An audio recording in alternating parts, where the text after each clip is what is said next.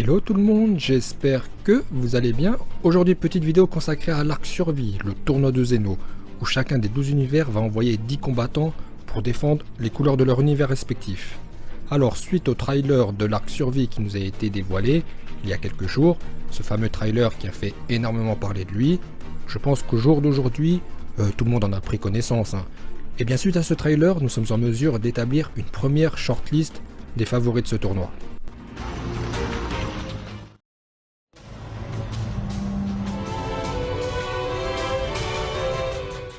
Kiabe, le jeune Saiyan au cœur pur de l'univers 6, c'est pour le moment le seul Saiyan connu de l'univers 6. Alors Kiabe, c'est le premier personnage que l'on voit dans le trailer, et pour moi c'est une indication, ce n'est pas un hasard. Je suis persuadé que Kiabe va bénéficier d'un power-up et qu'on va le revoir en Super Saiyan Blue, comme je l'explique dans cette vidéo, que je vous invite à visionner si vous ne l'avez pas encore fait. Dans cette vidéo, je vous expose un certain nombre d'arguments qui nous laissent envisager de revoir Kiabe en Super Saiyan Blue. Le lien est en description. Selon moi, Kiabe va arriver loin dans ce tournoi. Alors dans le trailer, on l'a juste vu passer en Super Saiyan. Mais bon, c'est un peu normal. On va pas tout nous spoiler dans ce trailer quand même. Déjà, il y a eu beaucoup d'annonces, des découvertes et des confirmations folles dans ce trailer qui ont eu un retentissement énorme dans la communauté Dragon Ball. Donc néanmoins, on va pas tout nous dévoiler quand même. Si Kiabe a atteint le Super Saiyan Blue, ça paraît compréhensible qu'on va pas nous le montrer tout de suite dans une bande-annonce, qui a déjà, je le rappelle, été très riche en annonces. Alors je pense que Kiabe a été entraîné par Vados, et je pense qu'il n'est pas le seul. Alors a-t-il déjà atteint le Super Saiyan Blue, ou va-t-il l'acquérir en cours de tournoi? C'est difficile à dire, c'est vrai que l'acquisition du Super Saiyan Blue, ça ne se fait pas comme ça. Goku et Vegeta ont mis énormément de temps pour acquérir cette forme. Mais Kiabe, c'est un gros potentiel que Vegeta a décelé, et il lui a bien dit lorsqu'il l'a affronté, tu pourras peut-être atteindre cette forme un jour. Donc moi je mise sur un Kiabe qui va aller très très loin dans ce tournoi. Pour moi c'est un des favoris. En tout cas je ne le vois pas se présenter en simple Super Saiyan 1 ou même en SSJ3. Ça suffit pas dans ce tournoi, regroupant les plus forts des 12 univers. Donc ça va être un Super Saiyan Blue. Si ce n'est pas le cas, ça sera une grosse déception et ça n'aura servi à rien de nous le présenter en premier dans ce trailer de l'arc survie.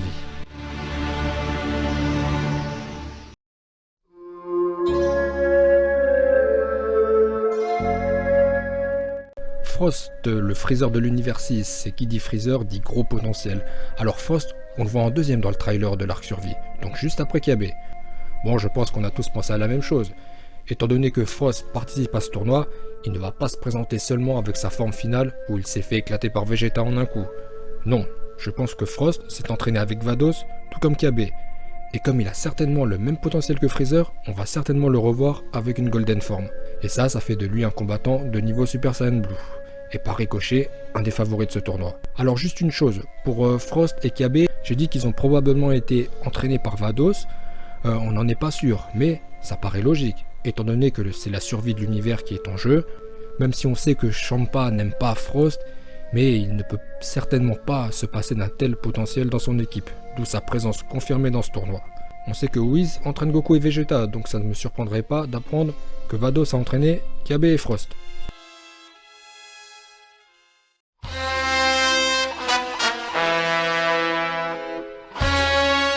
Alors celle qu'on va appeler Brolette, avant de connaître son nom, on sait assez peu de choses sur elle. On ne sait pas de quel univers elle vient. Je pense qu'elle vient de l'univers 6, car selon moi, il n'y a des Saiyans uniquement dans les univers 7 et son univers jumeau, l'univers 6. Mais on n'en est pas sûr, ça se trouve, il y a des Saiyans dans d'autres univers. En revanche, ce qui est sûr, c'est que nous avons affaire à une Super Saiyan légendaire. Dans cette vidéo, quelle est la puissance de Broly? J'ai estimé Broly niveau SSJ2 tranche haute, c'est-à-dire plus fort que Gohanado, et de même force que Goku SSJ2 et Majin Vegeta. En fait, j'ai estimé le niveau de Broly à celui d'un personnage balèze de son époque dans Dragon Ball Z. Pour Brolette, elle n'est certainement pas de niveau SSJ2, mais je pense qu'elle a le niveau d'un personnage balèze de son époque, donc de Dragon Ball Super. Donc pour moi, dans cette forme de Super Saiyajin légendaire, elle a au minimum le niveau d'un Super Saiyan God, minimum. Mais ça peut être beaucoup plus. Voilà pourquoi je la place parmi les favoris de ce tournoi.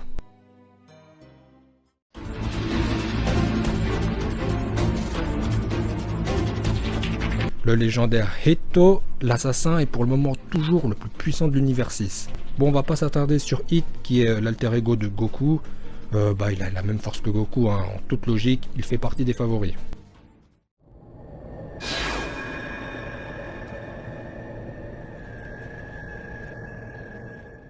Alors on connaît pas son nom, on ne sait pas de quel univers il vient. Bon, on sait qu'il vient de l'univers de ce dieu de la destruction, ce clown.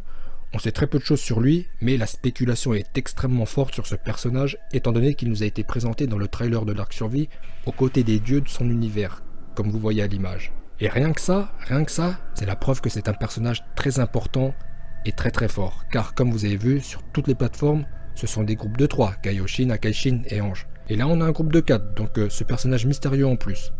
On sait vraiment rien de lui, hein. On sait même pas s'il va participer au tournoi.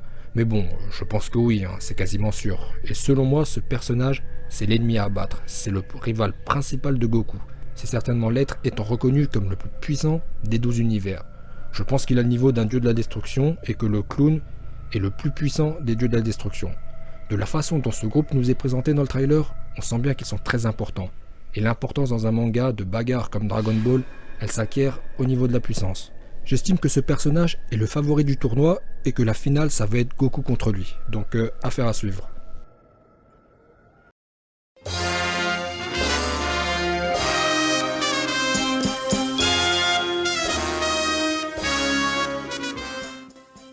Goku et Vegeta, mais bien entendu Goku plus que Vegeta.